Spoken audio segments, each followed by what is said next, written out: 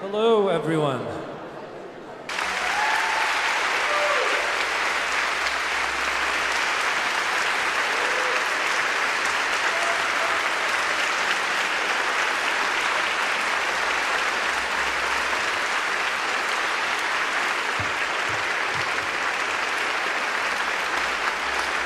Thank you. Please be seated. Thank you.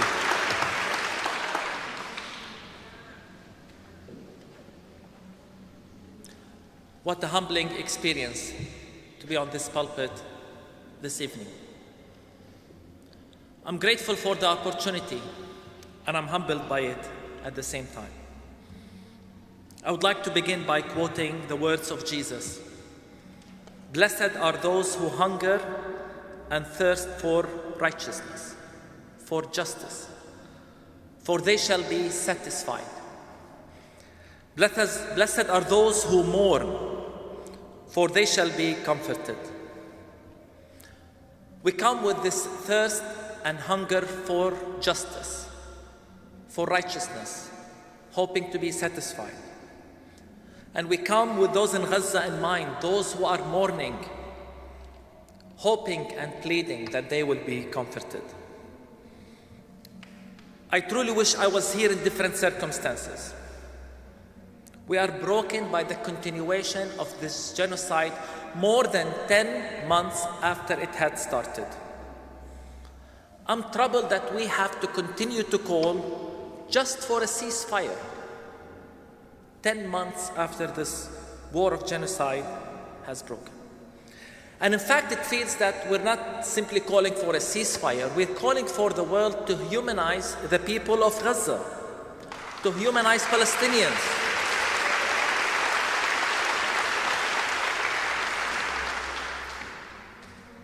It's heartbreaking to continue to call against the normalization of a genocide. This is a genocide that is happening in front of all the world to see. No one can claim we did not know.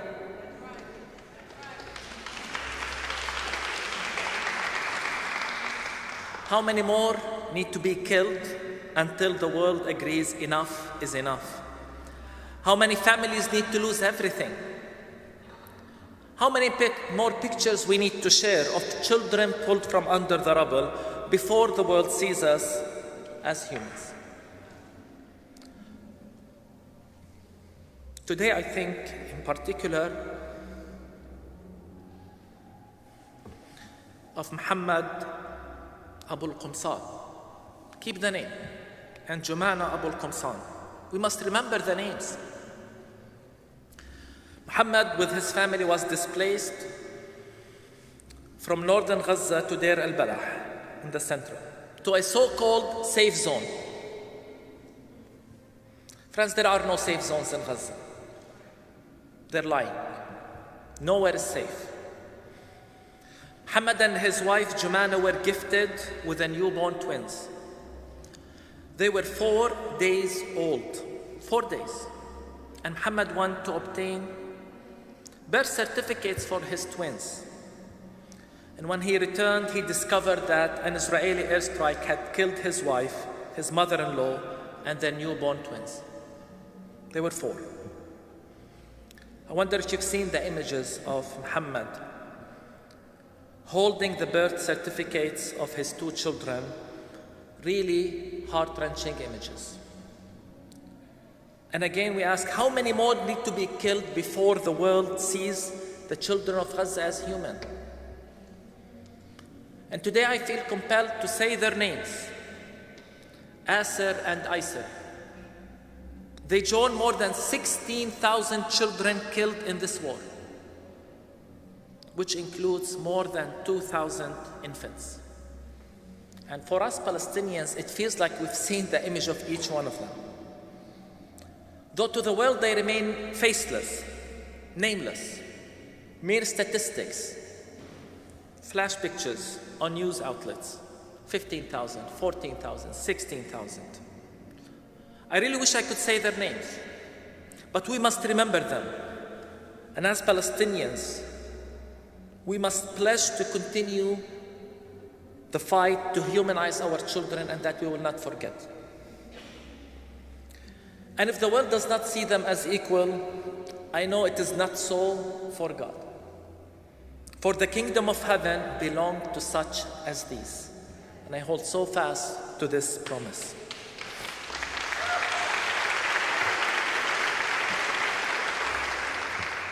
Friends, let's be clear. This is a genocide. There should not be a dispute about what is happening in Gaza. This is a genocide in which both the victims and those committing it are broadcasting live images, and the world is still deliberating. And as I said, no one can claim they did not know. No one can claim we wish we knew the severity of the actions. And that's why we will continue to say as Palestinians, your apologies after the genocide will not be accepted.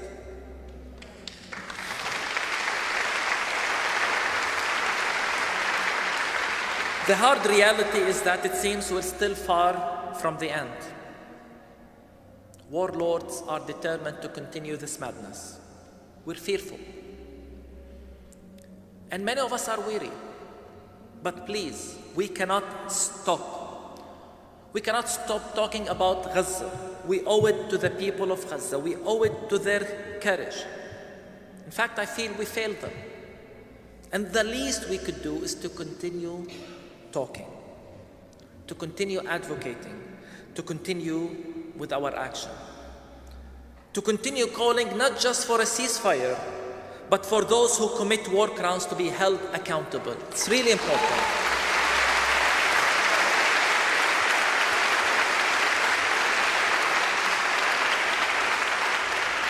We live in a world in which those who commit war crimes are welcomed like heroes in the Congress of the Empire. This is the kind of world we live in. And that's why I said it's not enough to call for a ceasefire. We must call for justice and accountability.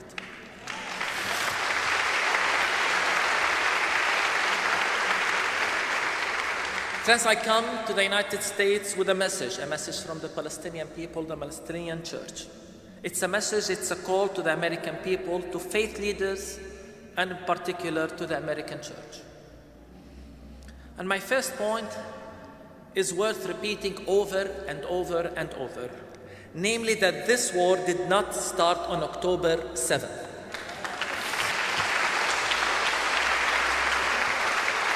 We must continue to address the root causes of all of this. And not just the Nakba from 76 years ago.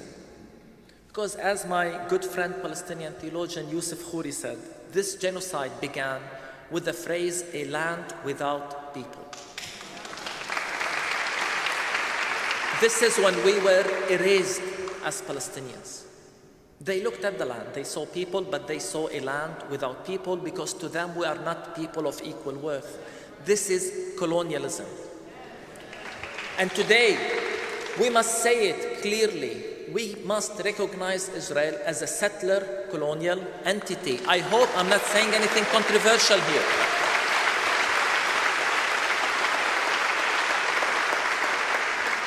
This is the root causes of the issue. 76 years ago, Israel was not created on an empty land. How many times do we have to repeat? 800,000 Palestinians at least were displaced, were ethnically cleansed when Israel was created. In fact, when we talk about Gaza, 80% of the people of Gaza are Nakba survivors. And I'm shocked, I'm baffled that the media doesn't mention this, which is a very important component of the whole discourse. Israel as a state was literally built on the ruins of the towns and villages of the people of Gaza. Why isn't anybody talking about this?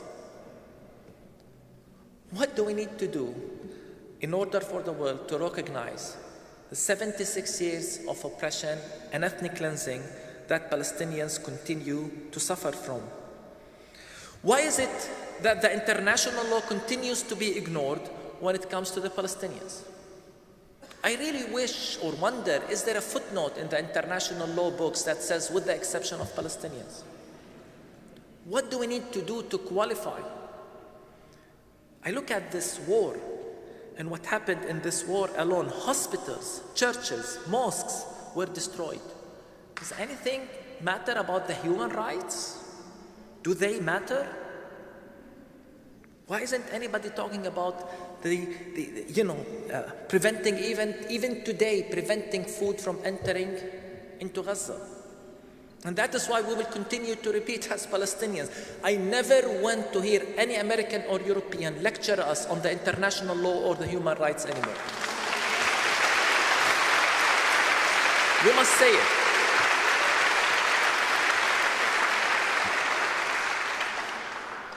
Why isn't anybody talking about apartheid in Palestine? Why aren't we naming apartheid?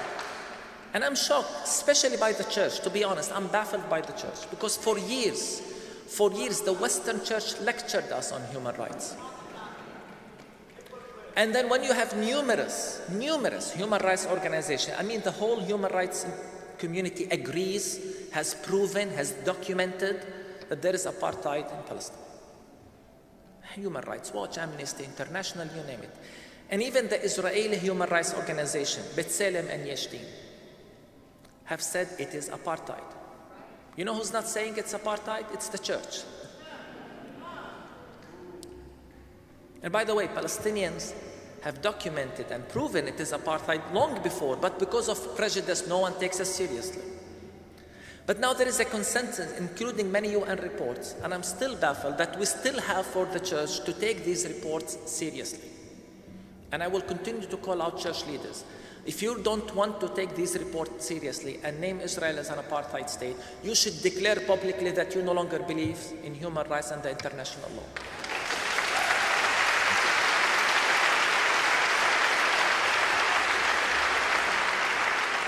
And I continue to be shocked how someone like the great late Desmond Tutu is celebrated all over the world for his activism. Yet when he says there is apartheid in Palestine, everyone ignores him. Why? Why? So I must ask again, are we less human? Because this war has confirmed to us that many in the West do not see us as equal. The whole world stopped, and I mean stopped, at the wake of October 7th. And I hope we all agree that killing families in their home or kidnapping children is wrong. It's evil, it must be condemned. I hope we all agree.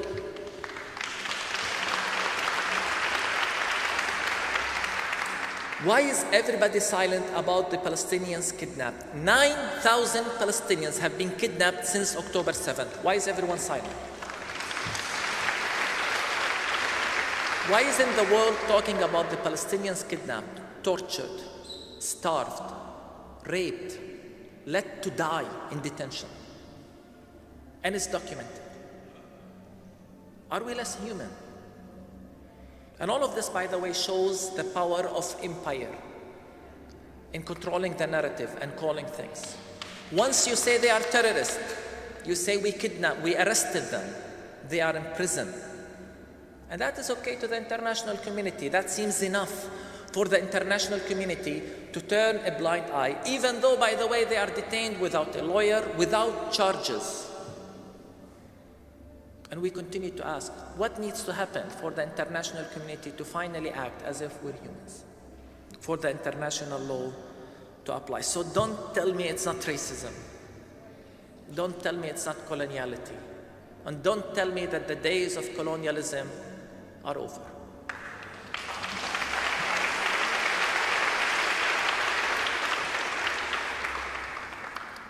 If my first point was this war did not start on October 7th, my second point is that the American church is complicit in all of this.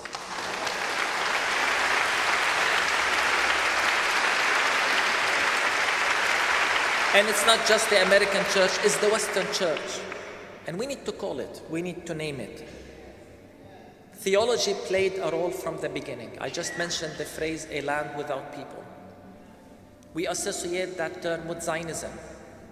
Let me remind you that Christian Zionists said this before Jewish Zionists. Christian Zionism predates Jewish Zionism. In fact, Christian Zionists are far more in number than Jewish Zionists. For 76 years, we've watched the Bible weaponized against us, the Palestinians. For 76 years, we had to listen to theologies and lectures and talks and videos celebrating God's faithfulness to the Jewish people, even though that faithfulness meant the Nakba and the displacement of Palestinians. For 76 years, we had to hear the phrase, Jews return to their land. A phrase that is echoed and repeated in all church traditions.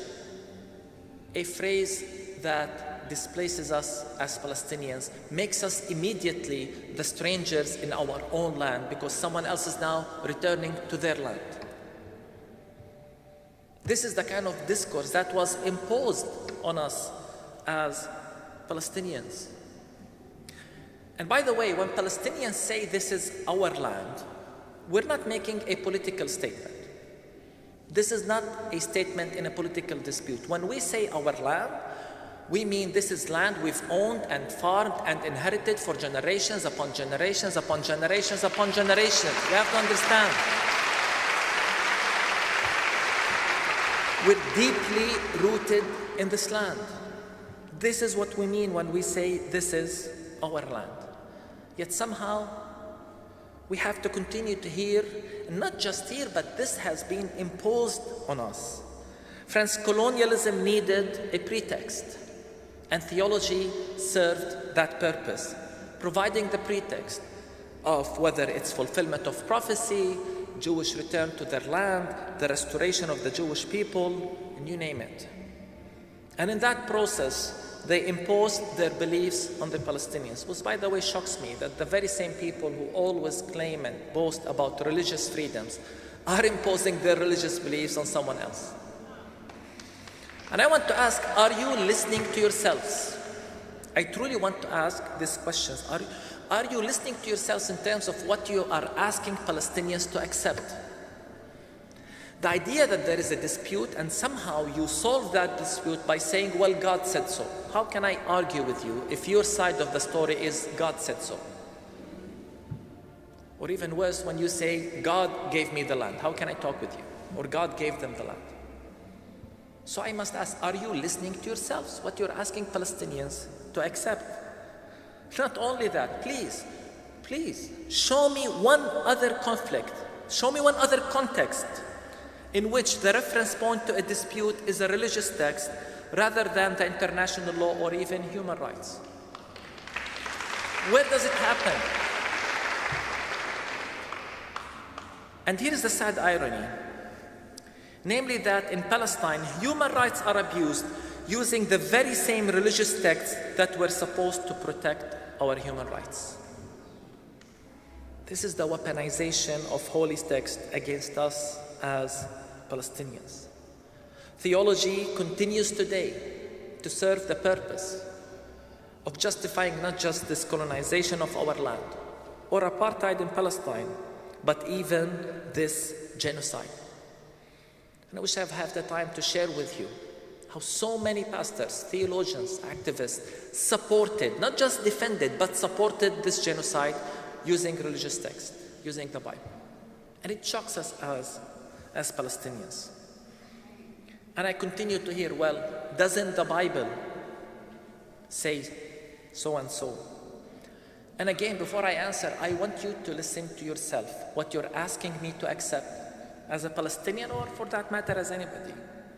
Because when you ask me, doesn't the Bible say so, and try then to justify your Christian Zionist position, in essence, you're asking me to try to study the Bible to argue whether or not God is a racist, violent God. This is what Christian Zionism is.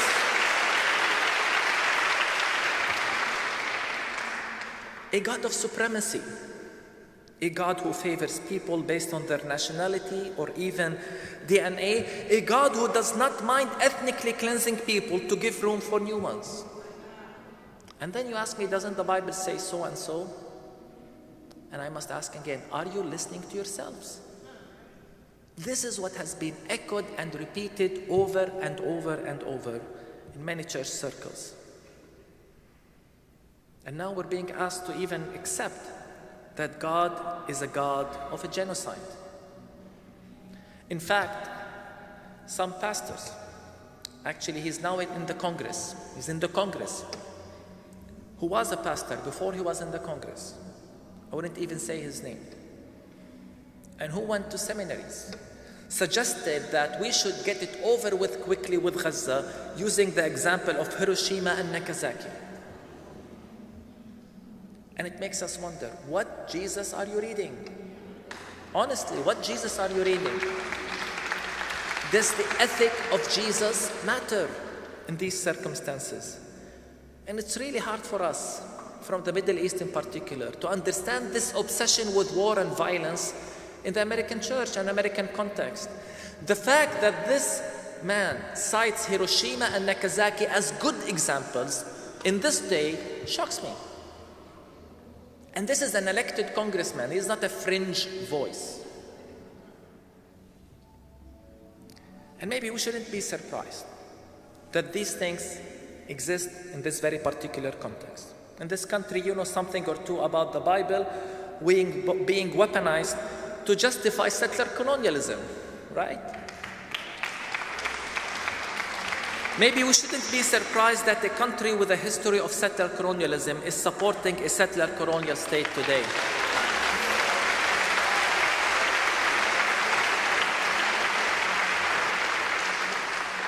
Sadly and shamefully, the Bible has been weaponized in the past to justify segregation. It has been misused to justify slavery. In South Africa, it was abused to justify apartheid. In May, I had the honor of visiting South Africa, of walking in the shoes of our heroes of faith there, learning from their feet, under their feet. And I preached in churches and I spoke at seminaries, universities, and they would tell me, this is the pulpit from which the first sermon on apartheid was preached. And I spoke in a university and they said, this is where the first theology of apartheid was written. And I couldn't help but ask, how does anybody read the Bible and conclude apartheid? In the same way today, we as Palestinian Christians can't help but ask, how does anybody read the Bible, read about Jesus, the embodiment of love, of mercy and compassion, and conclude Christian Zionism? Just show me how. And you know, someone once said, in the beginning God created us in His own image, and since then we've been returning the favor. And I think today many reflect their own supremacy and prejudice on the character of God. This is what's happening. And if this war has taught us anything, it's that it's not only the Christian Zionists who are complicit, because so many in the mainline tradition as well shocked us with their positions, and I mean shocked us. Many told us this is a war of self-defense. In fact, some churches said Israel has the sacred duty to defend itself. And of course, we as Palestinians continue to wonder, do we ever get the right to defend ourselves, to defend our lands? And by the way, I say this as someone who's deeply committed to creative nonviolent resistance. But the question must be asked. The question must be asked. Why is it that when one group defends itself or commits violence, it's self-defense, when another people commits violence, it's terrorism? Again, this is the power of empire in dictating the terms. We must call it out. And of course, we will continue to ask, how is the colonizer defending itself from the colonized? Some use the just war theory. The just war theory is yet one more articulation of the logic of might, of the logic of empire, a convenient way the empire uses to justify its expansion and colonialism on the expense of the vulnerable. And then we call it a just war. Again, it's this obsession with power. It's obsession even with revenge. It's theological supremacy to decide and to give it to yourself to decide on whether a war or just or it's not just. We were told the invasion of Iraq was a just war. And look at the catastrophe that happened there. And for those who use the just war theory, what you have in essence done is that you have called the killing of 16,000 children and more the justice of God.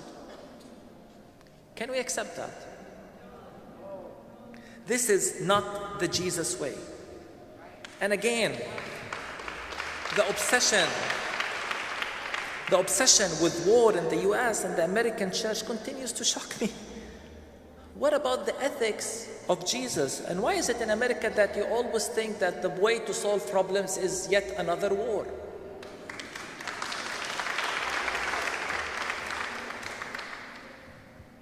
In this war, many in the mainline, liberal, progressive, Christian traditions were silent. And their silence was so loud. Silence is complicity.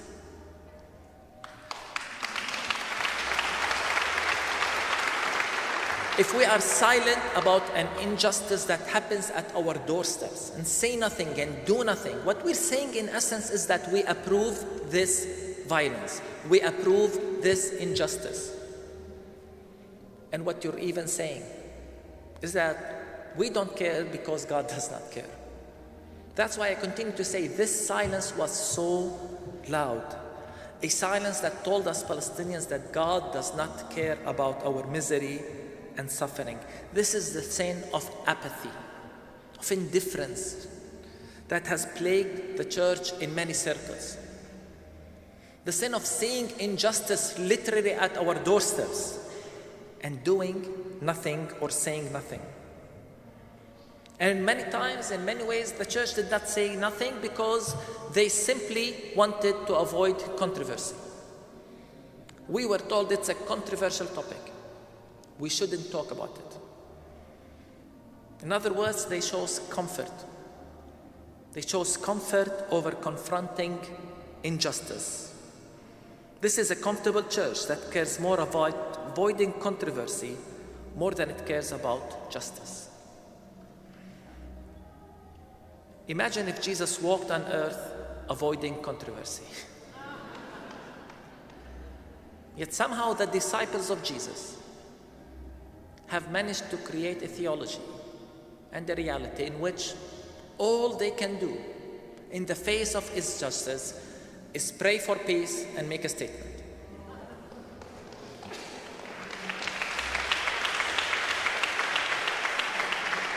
This is the moderate church, the peaceful church, the church that by all means doesn't want to offend anybody and yet end up saying nothing and staying silent in the face of a genocide. And I must acknowledge that I'm not just saying this message to any people group, because I'm here in the United States. And this is a different context, because we all know too well that this war of genocide would not be possible without the financial and military support of the United States.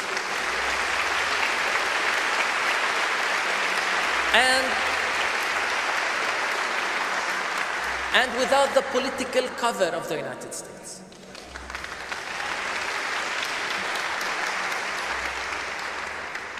Friends, it's your money. And it's the officials you have elected. And when you're silent over those decisions, you're telling us in essence that you approve how your Congress and President spends this money. And that if money is spent on apartheid and a genocide, you don't mind. This is what your silence is telling us.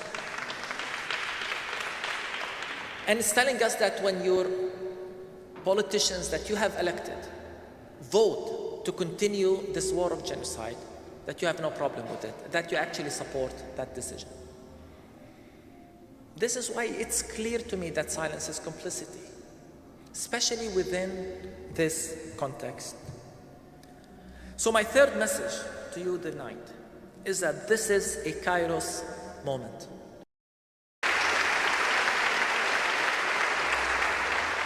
This is a Kairós moment that demands prophetic courage. Prophetic courage is what's needed today. And I would like to share with you a story from our tradition, from the Hebrew scripture, and from 1 Samuel 12. It's a story that happened when the prophet Nathan had to confront King David. Because I feel what happened then is what the church needs to do today. The prophet Nathan had to confront his own king about what he did, namely the sin of greed, adultery, murder, exploiting the vulnerable, and taking what is not his own. Nathan had to confront David, and to do so, he gave a story with a clear message, a story that was followed with a strong conclusion. Let me read the story. The Lord sent Nathan to David. He came to him and said to him, "There were two men in a certain city, the one rich and the one poor. The rich man had very many flocks and herds. The poor man had nothing but one little lamb that he had bought. The poor man has brought it up, the lamb, grew it up with him and with his children. The lamb used to eat of his meager fare and drink from his cup and lie in his bosom. It was like a daughter to him. Now there came a traveler to the rich man. And the rich man was loath to take one of his own flock, even though he had many, and herd, to prepare for the wayfarer who had come to him. But he took the poor man's lamb and prepared that for the guest who had come to him." The Bible says that David was angry and greatly kindled against this man. In fact, David said to Nathan, "As the Lord lives, the man who had done this deserves to die. He shall restore the lamb fourfold because he did this thing and because he had no pity." And then came Nathan's response. So profound, so courageous, so prophetic, a response that is so much needed today. With conviction and moral clarity, Nathan looked at David and said, "You are the man. You are the man." This was Nathan's challenge to the empire of his time. It took courage, but he had to speak truth to power. He had to uncover the exploitation of the vulnerable, even if it meant challenging his own empire, his own king.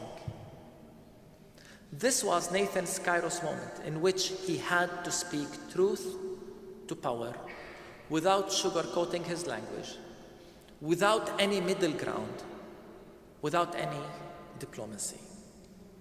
This is the kind of prophetic courage we need in our world today. The prophetic courage that looks the empire in its face and says, "You are the man, you are complicit."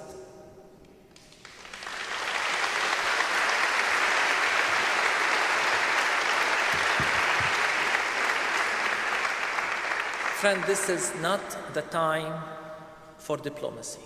We need to discern the moment, the urgency of the situation of what's happening. We can no longer resort to our old ways. Nathan was smart, wise, but not diplomatic. He had to do it this way. He didn't rationalize the position of David. He didn't make a statement in which he told us to see both sides of the story. This was a Kairós moment that needed courage, integrity, and morality. Courage, integrity, and morality are precisely the things that are so much needed in politics and in our church today.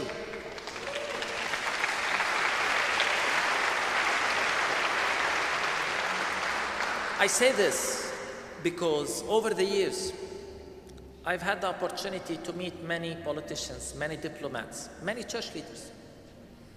And you know what's really heartbreaking for us Palestinians is that they tell me one thing behind closed doors and another thing in public. And you know what some have told me? Some have even told me, we wish we could say these things in public, but we have to stick to our stated position. We wish we could say these things in public. Well, you can.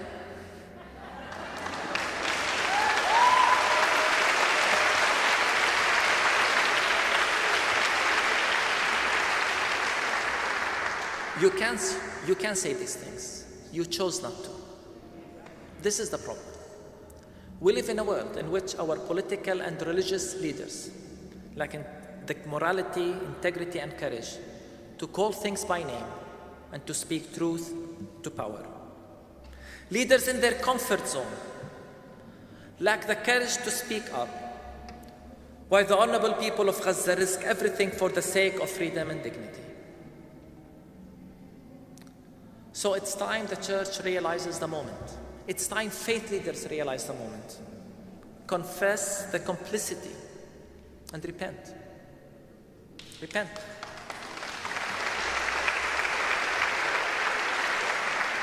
Repent from the militarization of religion.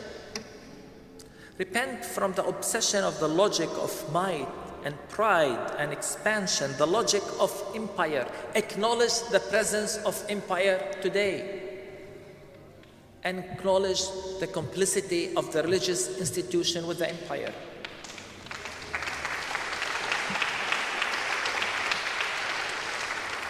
Repentance means calling things by name.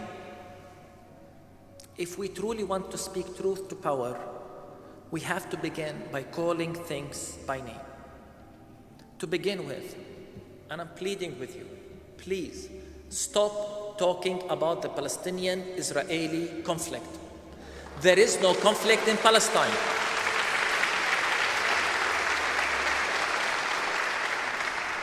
We live under apartheid. We live under colonialism, settler colonialism that continues to displace us as Palestinians. We will continue to not just miss the point, but change the facts, distort the facts when we talk about a conflict, as if there are two sides who can't get along. And friends, I want you to understand how insulting it is to us Palestinians, especially when we are literally under the boot of someone else, stepping on our neck, and you're lecturing us on peace and reconciliation. This is not what we want to hear about.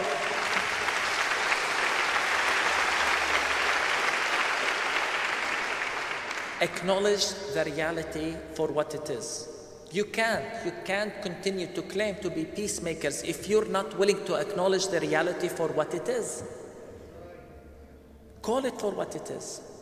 Have the courage to name things for what they are. If it is apartheid, call it apartheid and act accordingly.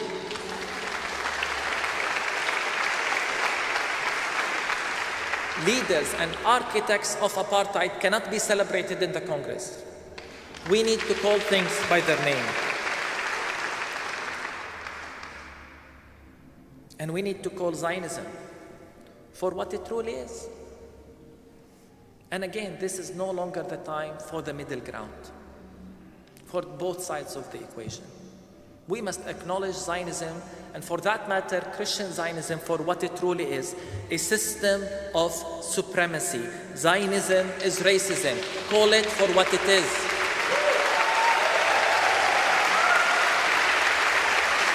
Friends,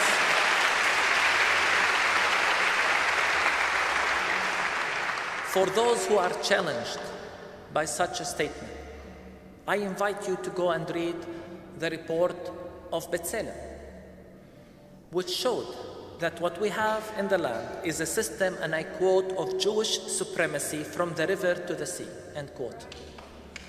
And you know, in this country, everyone is, there is a controversy about the term from the river to the sea. I wish people who claim to be offended by that are as appalled by the report that talks about the systematic dehumanization of Palestinians from the river to the sea. The hypocrisy, the ultimate hypocrisy behind those claims. If you think it's offensive to say this about Zionism, please, I plead with you, read the nation-state law.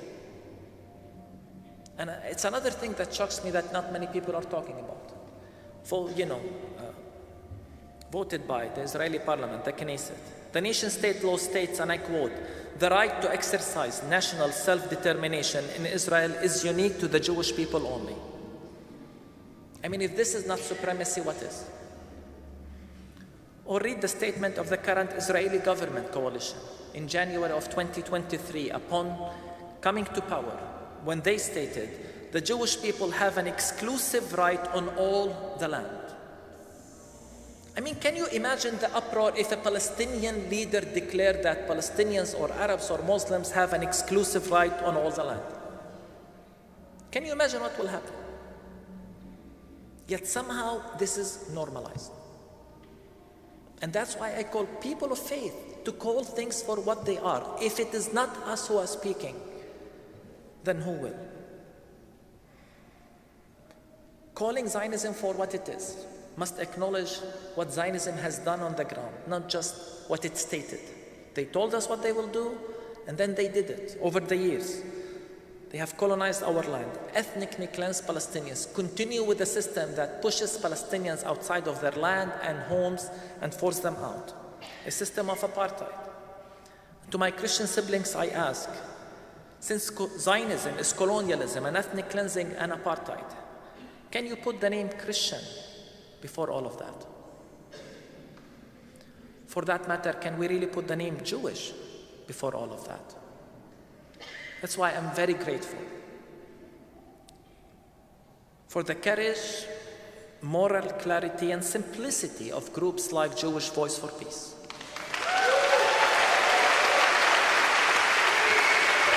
And many others. Jewish Voice for Peace and many other Jews of conscience who are raising their voices. And I would like to read to you what Jewish Voice have said in their statement, in their stated position about Zionism. And what I love about this quote is the simplicity behind it. They say, Jewish Voice for Peace is guided by a vision of justice, equality, and freedom for all people. Therefore, we unequivocally oppose Zionism because it is counter to those ideas.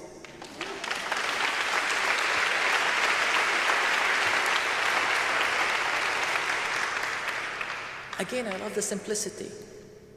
We stand for justice, equality, and freedom for all people. Therefore, we oppose Zionism because it's counter to all of the above.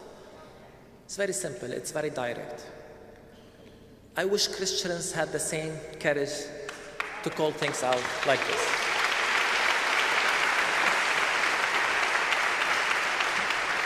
So my message to you, to faith leaders, to the faithful from different traditions, it is time to unite together. And I'm very encouraged by many initiatives and alliances that I have seen of interfaith, of people of different faith traditions and no faith, coming together for justice, for equality, for freedom to all people. Together we can. We cannot continue to work alone individually.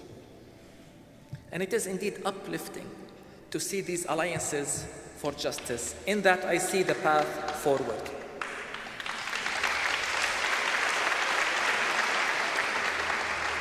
And to those new alliances that are forming, the message must be clear. And as I said, we can no longer resort to old ways. Begin by calling things by name, I urge you. And then realize what the demands are. For as I said, if it wasn't for the funding and the political cover of the United States, Israel would not be able to do what it's doing in Gaza today and in Palestine.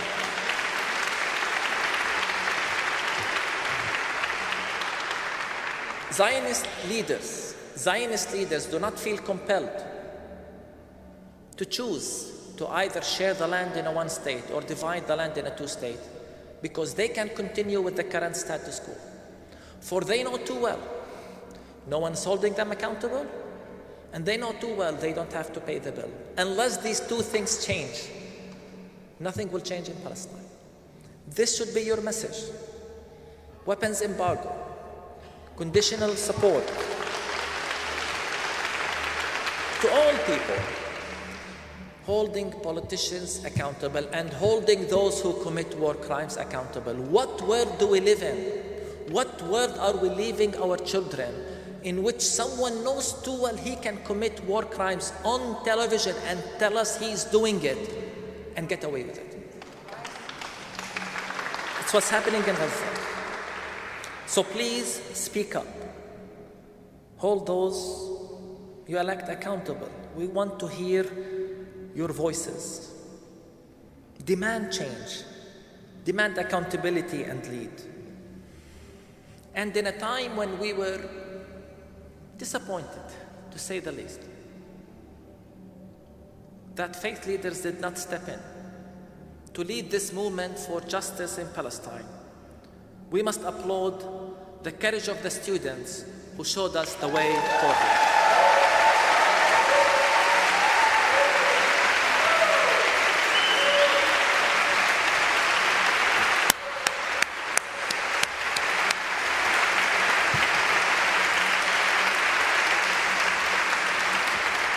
Those students actually really give us hope. What's happening in universities in the United States and in many countries around the world is truly powerful and unprecedented when it comes to what's happening in Palestine. And let's remember, in history, universities always mobilized for change, and in the past, university students have always been on the right side of history. That's why I'm encouraged. But it's not only that they've always been on the right side of history, they have always been resisted. This is why politicians today are trembling in fear because of your movement. The world that sings of freedom of self-expression, now we see it trembling and shaking. They even send security forces to suppress these demonstrations. They're responding with violence, with force. It is not just hypocrisy itself. It is fear and the realization that this is the beginning of the end.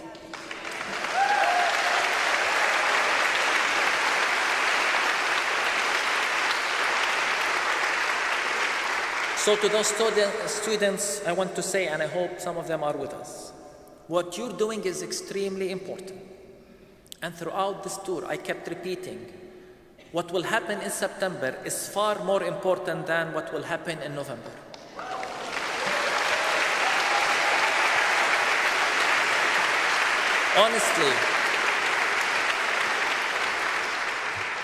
Honestly, I could care less who's elected in November. It's a machine that will continue to run. What matters most is the demand of the grassroots, the demands of the people. And I hope that in September, those courageous students will go again for their encampments and lead with integrity, courage, and morality. This will make a change.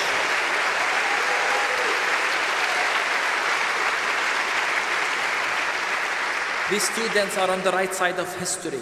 They are the conscience of the country. They must keep speaking truth. To them I say, keep speaking truth. Be creative, nonviolent, and strong. Keep the righteousness of your cause, that of justice and liberation in sight and mind, and keep the people of Gaza in your minds and hearts. Work together. Make this a cause for all people of faith and non-faith and tradition. Show the way forward. And to faith leaders I say, please accompany them. Support them.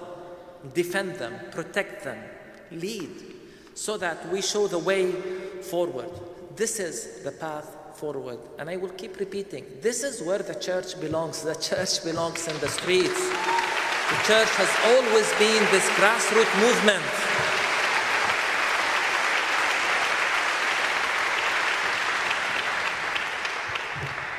In conclusion, I say, it has been 10 months, 10 brutal months, 10 difficult months. We cannot stop. We must not stop talking about Gaza, demonstrating, pleading, doing whatever it takes for this war to end. And it's not just for this war to end, to hold those who commit war crimes accountable. We cannot stop. We owe it to Gaza. We owe it to the children of Gaza. It it seems we failed them. It's hard. That's why we cannot stop. Today we must think and salute our heroes in Gaza.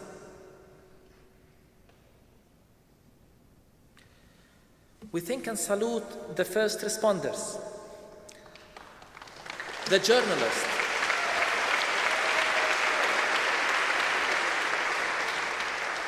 the nurses and doctors, and many from around the world who went to be with them.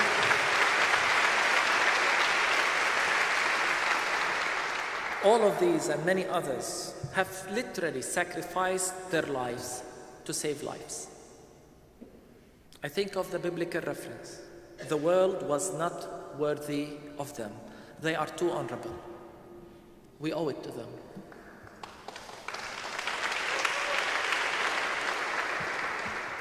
In December, I said Gaza has become the moral compass of our world. Gaza has divided our world, not on the basis of religion or ethnicity or nationality, but it has divided on our world on moral, ethical ground. Gaza has become the moral compass of our world. It has divided our world, and that is a good thing. We need to know where you stand. We really need to know where you stand from the killing of 16,000 children. We need to know where you stand from what has been happening in Palestine for 76 years. And to me, it's a simple choice. You're either with justice or with apartheid. It's a simple choice.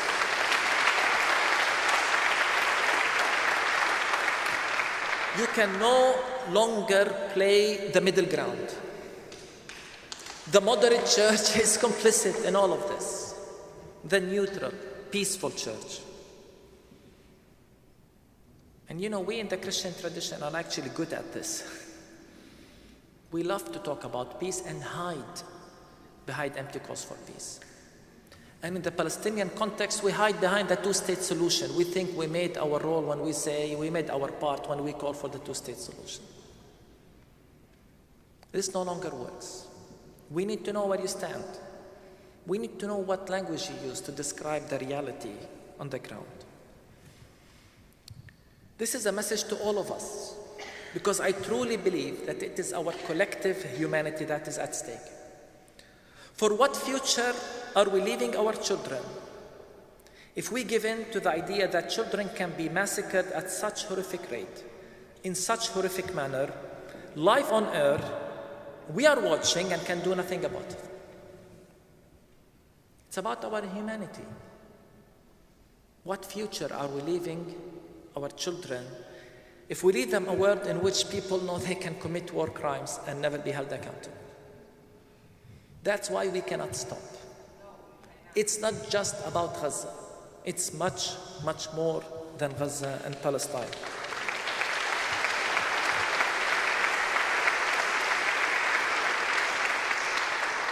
To my Christian siblings, it is the credibility of our Christian witness that is at stake if we are silent. We can't continue to claim to worship the God embodied in Jesus, the all-loving, all-compassionate, all-just God, while being silent about the genocide happening at our doorsteps. We can't. And we can't do it especially when the Bible is weaponized to justify all of this. We can't be silent. It's about our witness, and it's about on whether people can take us seriously. For many have been asking the question today, where was the church? You know, when horrible things happen, sometimes we ask, where was God, right? But this is not a hurricane or an earthquake. This is a tragedy committed by fellow human beings on fellow human beings. And when this happens, rather than blaming God or asking where was God, we must ask, where were the good people to stop this? And as a Christian minister, I must ask, where was the church? It's a question that many times have taunted me. And I remember the first time I asked this question was many years ago, when in my 20s I visited the Holocaust Museum in Jerusalem. This is not to compare suffering or context. I'm just telling you my experience. A Jewish friend accompanied me because I wanted to hear how Jews understood the horrific events of the Holocaust. I was traumatized. This was shocking. And in my naivety and idealism, and believe me, the question I kept asking myself the whole time, do you know what it was? Where was the church? What did the church say? What did the church in Germany do to stop this? I say in my naivety because when I later understood history, I discovered that the church was actually complicit, more than complicit, in what happened with the massacre of 6 million Jews. It's a question that must continue to haunt us. Where were we when horrible things happened? And so in December I said, I want you to look in the mirror and ask, where was I when Gaza was going under a genocide?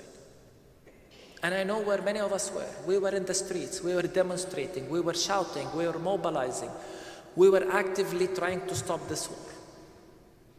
Yet many were silent. Many were calling for peace. And believe me, so many people were traumatized by the silence of the church. Those who are demonstrated needed comfort, needed someone to cry with.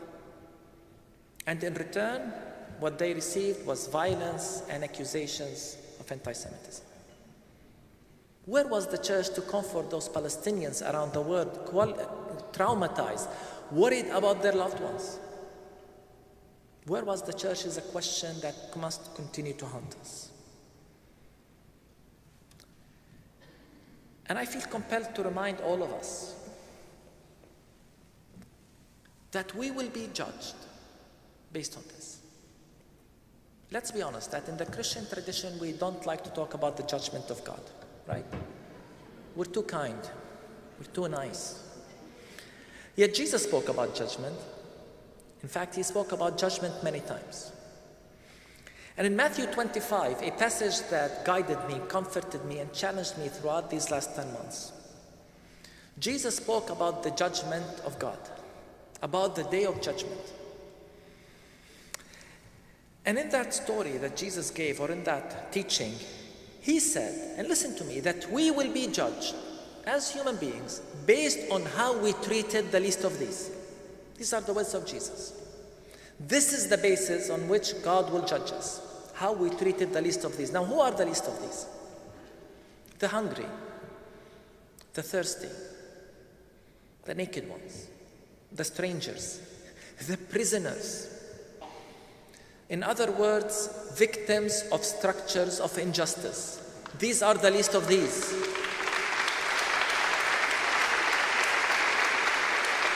Those victimized and marginalized by our systems of injustice and oppression and supremacy, left hungry and thirsty and naked, and imprisoned. This is how we will be judged, by how we treated the least of these. And it's not only that, on whether we have seen the image of Jesus in each one of the least of these. For Jesus said, whatever you have done to the least of these, you have done to me.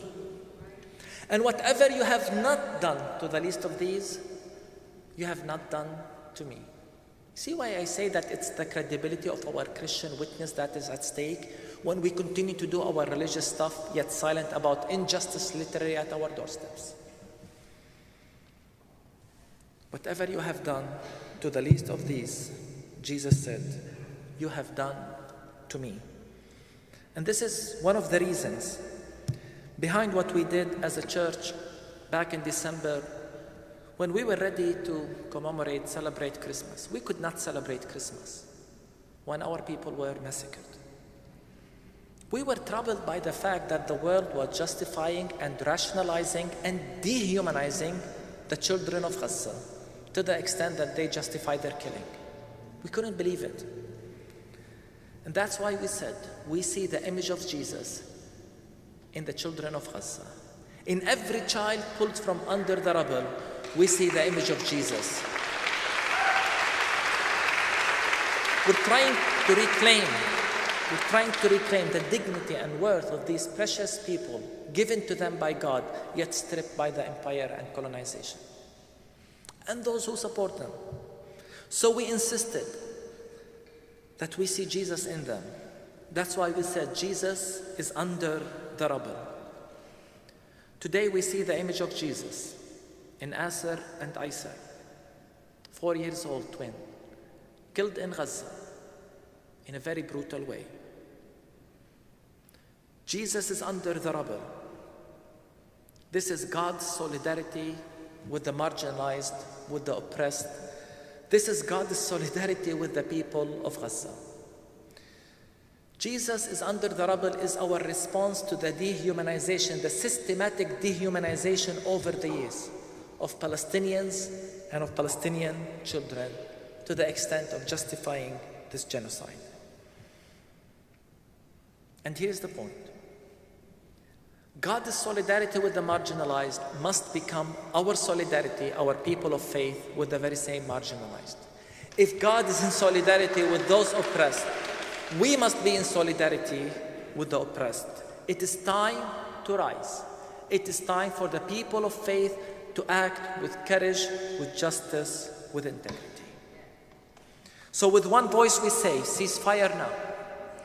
And with one voice, may justice reign and righteousness fill the world like water fills the oceans. Thank you.